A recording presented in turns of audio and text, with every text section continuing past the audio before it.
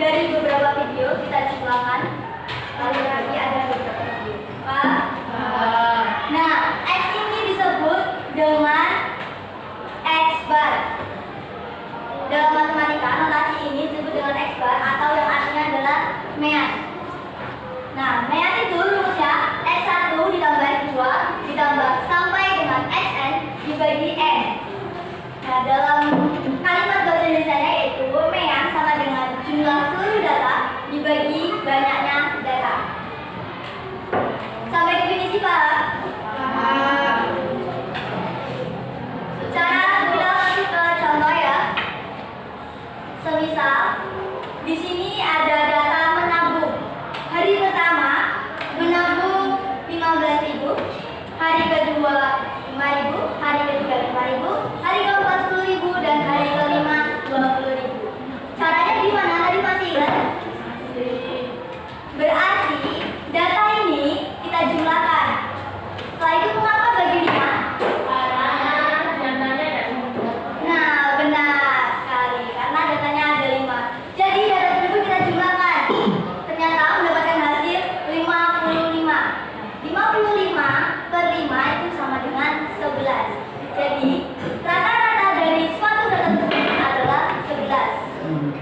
Sampai contoh ini Pak, ada lagi?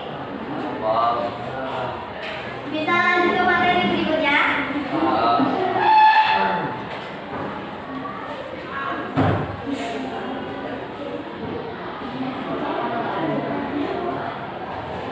Sekarang kita masuk ke materi median. Median dalam matematika itu adalah nilai tengah dari suatu data yang telah dikumpulkan. Di sini ada data ganjil dan data genap. Ibu mau tanya, bilangan ganjil itu apa aja? Yang lagi, coba yang depan. Bilangan ganjil itu ada berapa aja? Sebutkan.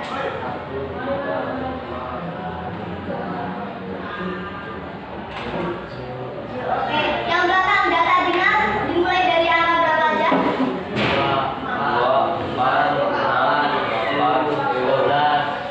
Sip, Mas. Nah,